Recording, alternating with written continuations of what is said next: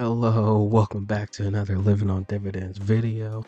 In today's video, we're going to talk about return to office and how that's been creeping up more and more CEOs demanding that from employees. And then we're also going to do a portfolio update. So without further ado, let's get into the video. So return to office policies are creeping up. Researcher says many workers would rather quit. And this was published on January 23rd, 2025. Update on 24th. So what does this say? Many workers hate the prospect of returning to office 5 days a week so much that they quit their jobs if they were told to come in full time. To that point, 46% of workers who currently work from home at least sometimes would be somewhat or very unlikely to stay at their job if their employer scrapped more remote work, according to a recent poll. Yet employers have reined in remote work. About 75% of workers were required to be in office a certain number of days per week or month as of October 2024, and that's up from 63% in February of the previous year. There's a certain creeping up of return to office policies, Director of Social Trends Research says. Companies like Amazon, AT&T, Boeing, Dell, JP Morgan Chase, UPS, the Washington Post have called at least some employees back to office 5 days a week. President Trump signed an executive action on Monday, calling federal employees back to their desks as soon as practicable.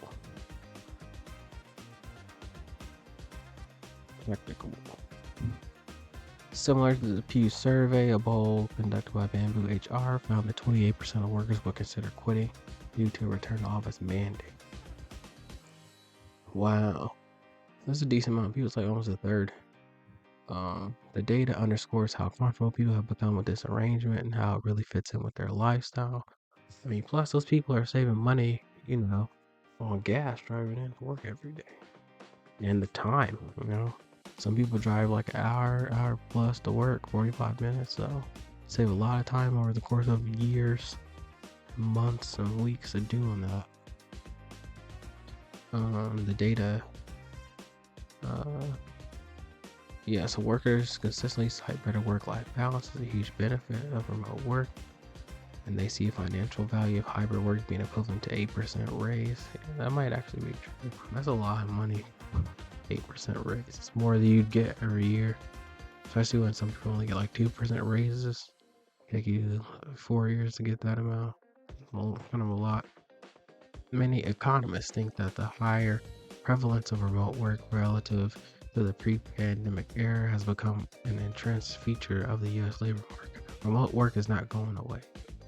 As they previously said, that's largely because it boosts profits for companies. Workers quit less often, meaning employers save money on recruiting and other functions tied to attrition. Meanwhile, data shows that productivity doesn't suffer in hybrid work arrangements.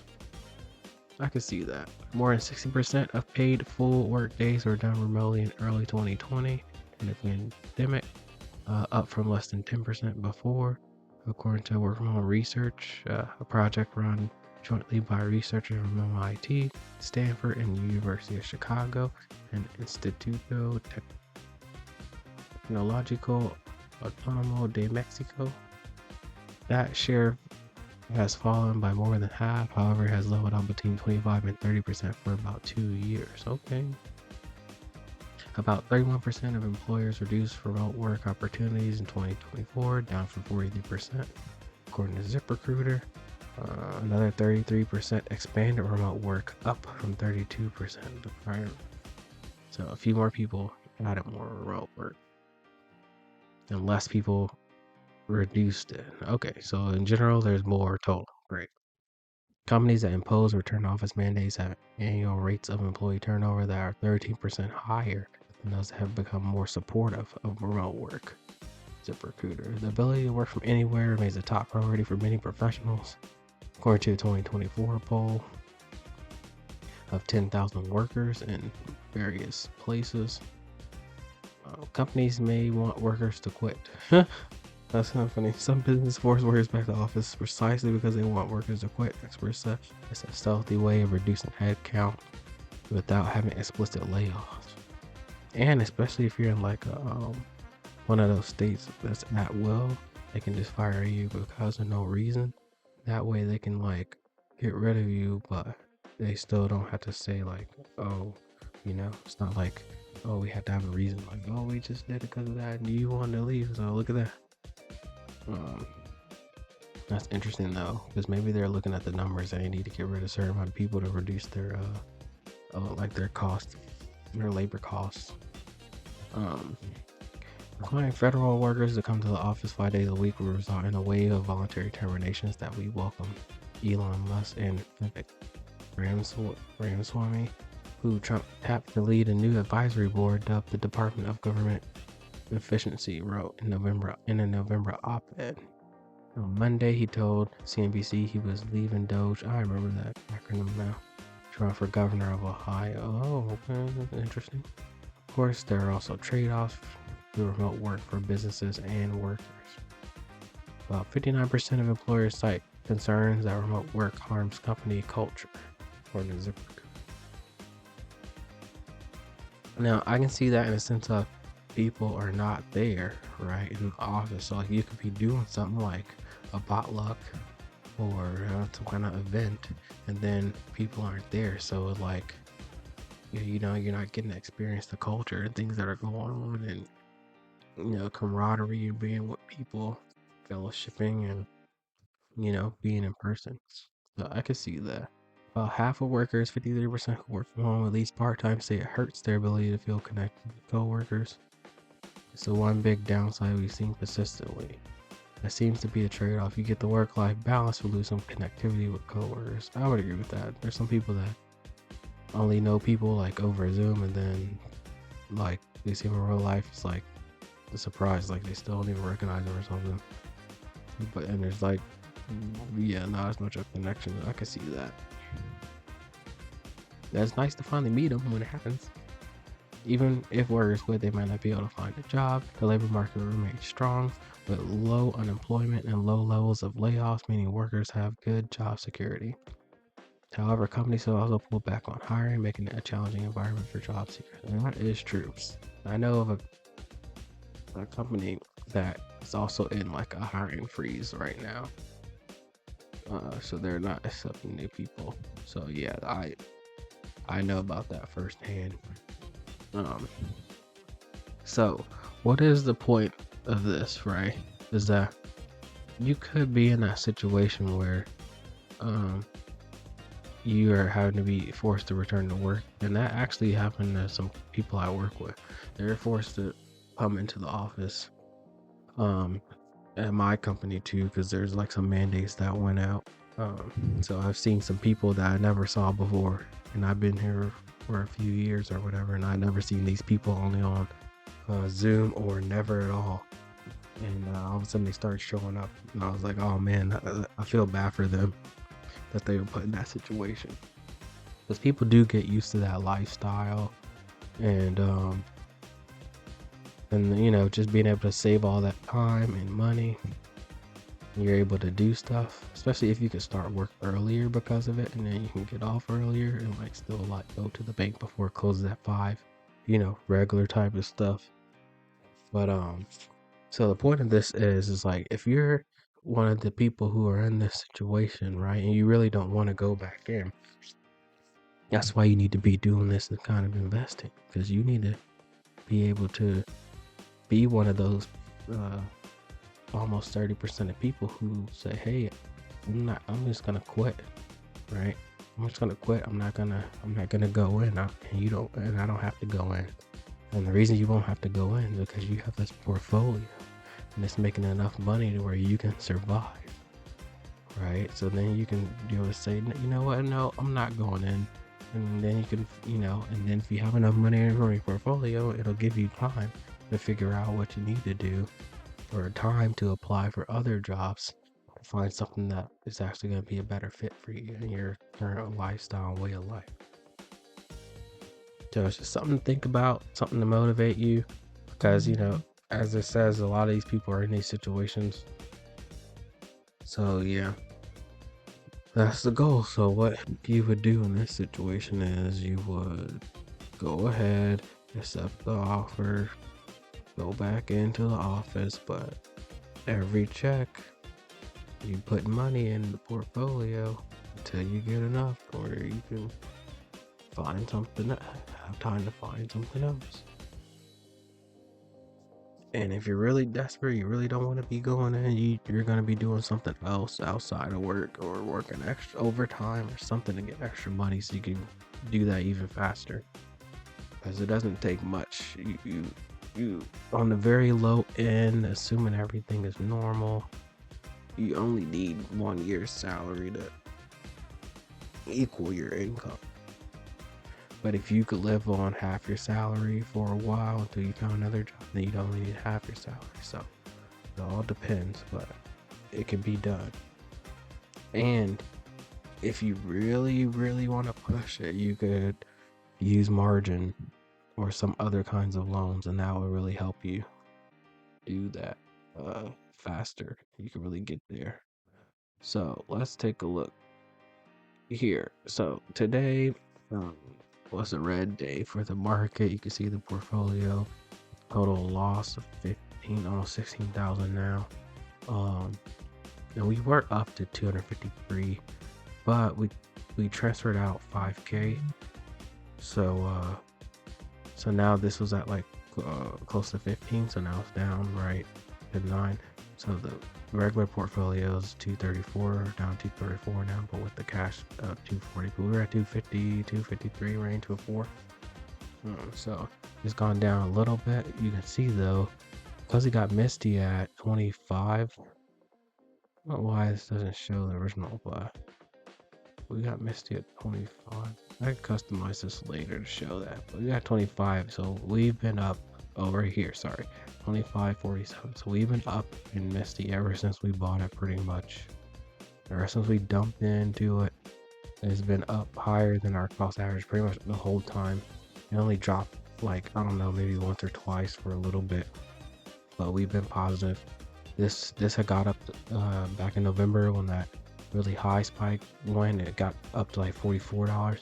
This got up to like 60,000 in gains, which part of me wish I would have just sold it and then wait and then bought back in and almost like almost double the shares or whatever that is, like 50% more shares or something.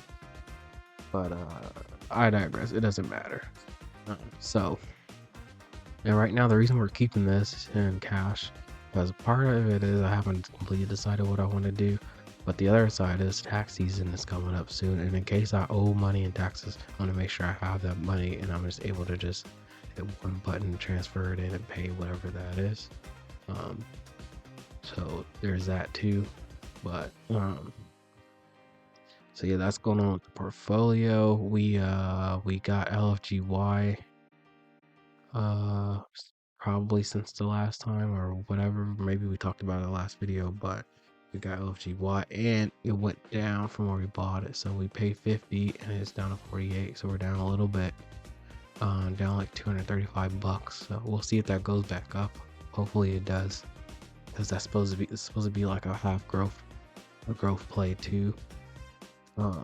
As far as our portfolio, and RDT is 35% maintenance, and CRF and CLM are 30. So I think I'm gonna be dumping money in the CRF, because every dollar we put in, we get $7 of margin. So I want to build up the margin in this account, because we're only at like $45,000 or $40,000 of margin, because Misty is 100% maintenance. So if we get $0 of margin for all of this money we have in Misty, so none of this is counting towards the margin. So margin is based on all these other funds we have in the portfolio. So we have like barely any margin to use if we needed it or wanted it. So I really do want to build up something like this, because this is going to be, you see, you paid 858, it's at 874. So it like stays around the same number or goes up a little bit, goes down a little bit, but doesn't stray too far. So it's kind of like pretty steady and has a steady set dividend that they set at the beginning of the year, every year. So, you know, you're going to get consistent incomes out of that.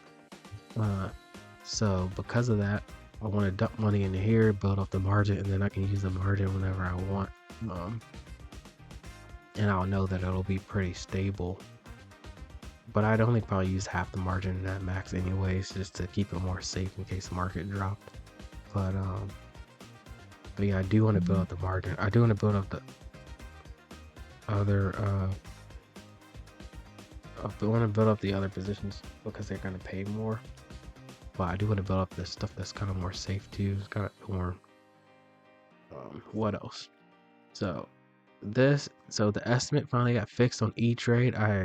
It's been like, I don't know, 2 weeks. This had dropped to like 70,000 because Misty stopped reporting for some reason. I put a ticket in, but I don't think I ever heard back from them, so that was also kind of weird. I spoke to the chat agent and he's like, yeah, like the data is not coming in from the provider, and I'm like, but this was just working like a week ago, like a few days ago. I just looked at this. I'm like, what is? I don't get it. He's like, I don't know. I'll put a ticket in. Like, okay, do that. So this finally is fixed. It jumped back up. Now this used to be like 250 1 point. But right now it's 194, but it's also broke because you can see January. It's saying January 1st to 31st is only $293, right? $294, sorry. But that's only including from the 31st. All this payments from the 31st. And if you look at this, that's just all of these four. But what they don't know is, and I don't know why these tracking estimate sites or whatever, I mean, E-Trade should be, they should go to Yieldmax website and just pull a calendar, 2025 calendar, and then all these days will be correct, because RDTE is going to, I mean, NVIDIA is not paying on 2/6. It's paying this in the last week of January here. So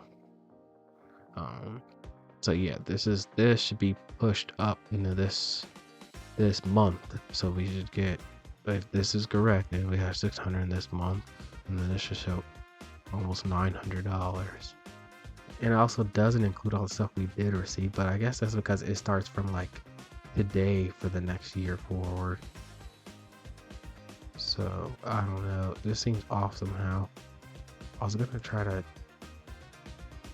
do custom and do, if we do 1-1, do 1-1 to 1-1.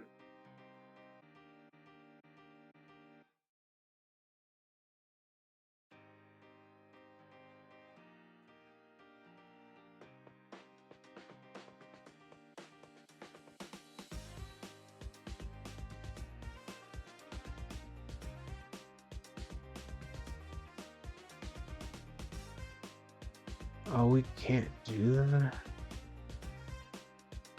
What? That's...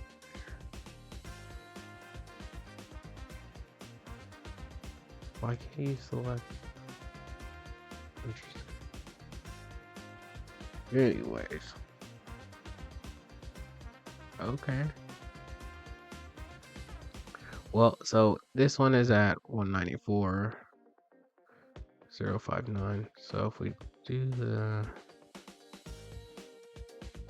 No, it's not right. 194.059.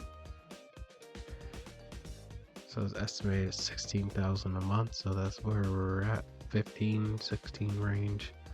Now, in theory, if I invest everything back in, I should be able to get this to at least 30 by the end of the year, because you should be able to double every year.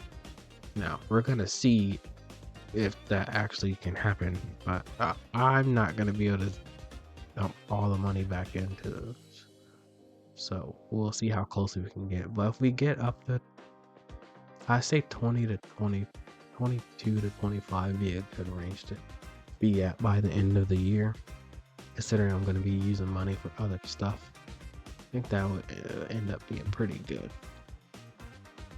And then we're going to go here, so they're at 194 here, and then you can go here. And you can see this value's off because we no longer have the premium version, because our little free trial ran out. So they don't even have that. We have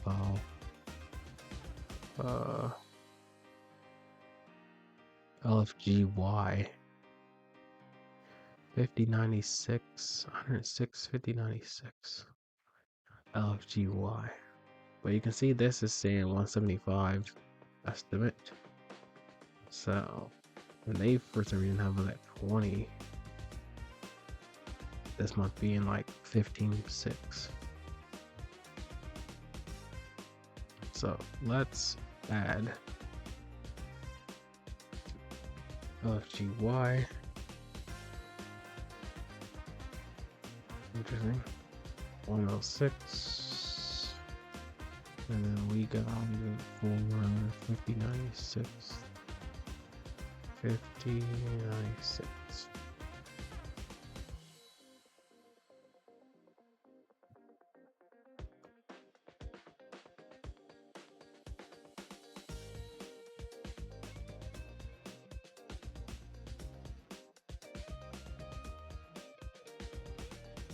I think this barely went up.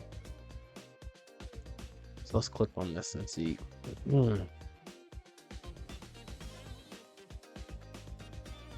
So this variance used to be a lot smaller, but it's not too bad. Remember, guys, you always want the number you need to live on to be way lower. Like, I'd say half, at least half of this, whatever this number is. That way, if the market drops, you're still good. So this is not. So see, this is not projecting LFG out. So all these numbers are going to be a little off. And this is what Misty paid, I guess. They're paying a little less. We all wanted $3 a share, man. We all wanted $3 a share. But they paid less. And everyone was sad. Because if they pay 3, then we get in 15. And if they pay 4, then we get in 20. And 20 is a beautiful number. Chesley paid 4 last time. So this was I was a little sad.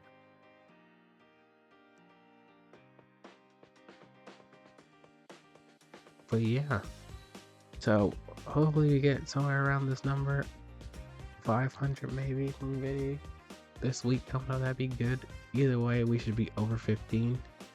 That'll put us at like 4 months in a row of being at least 15 or higher. So that's pretty cool. This estimate is at 20. We'll see. It'll probably be closer to this number, but we're gonna see. We'll probably just keep all the cash from this, except for a little bit. The rest of the cash from this, and then probably all the cash from this, or most of it. I don't know. This number starts getting big enough. I'm gonna have to like put it into something. Probably maybe Cornerstone. It's either Cornerstone or Misty, because I want to get to 6K shares of Misty. I really want 7.5K shares of Misty. That way, if it pays $2, I get at least 15K just from Misty.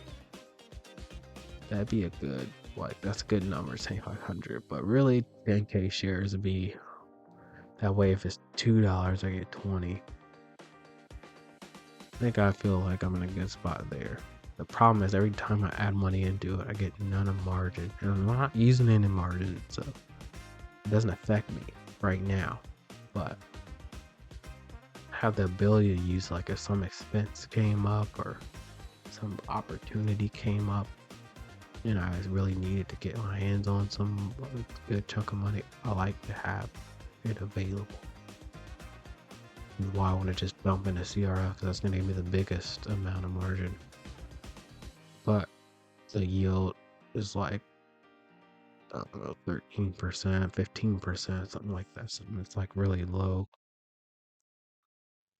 So that's what we're looking at. But yeah, excited to get the first LFGY payment this week.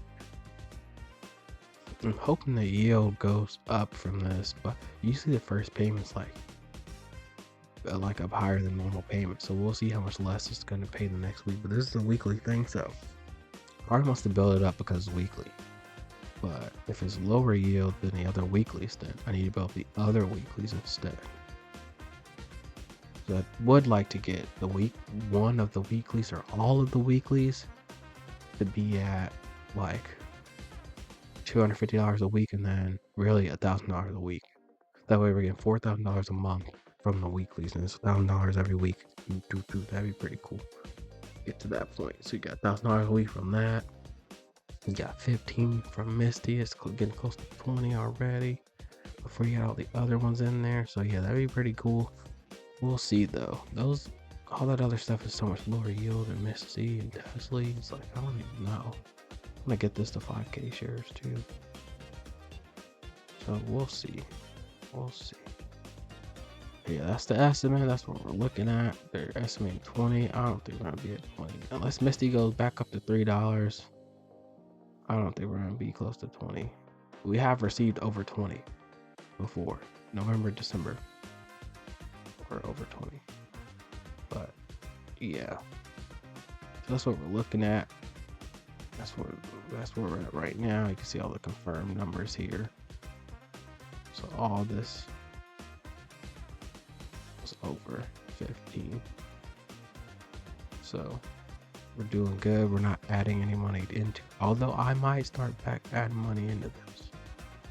You know, I haven't decided yet. But I just might start adding money back in.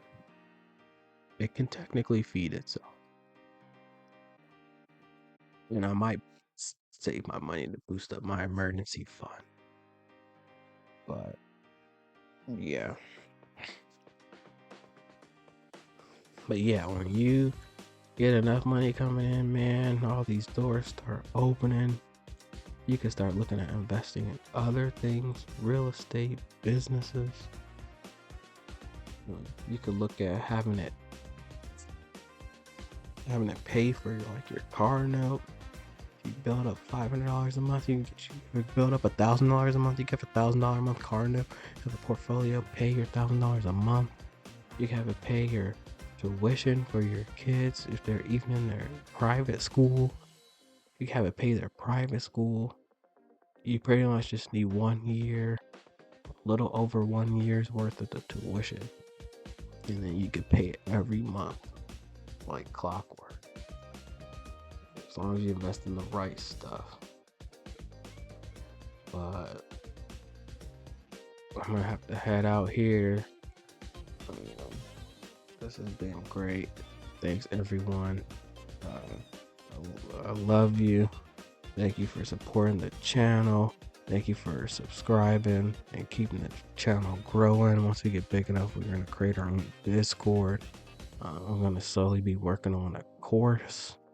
That way it can show you from step A to Z. Step 1, how to create the account, how to evaluate everything, know what you want to invest in, come up with your game plan, how to use the money as it's coming in, and put some in a portfolio, take some out to use. So yeah, we're gonna be working on that, and it's gonna be reasonably priced so that people can get in and get access to it. But thank you for everything. See you guys in the next video. This is not financial advice. I'm not a financial advisor. This is for entertainment purposes only. Thank you. Have a good one. Leave a comment. Peace.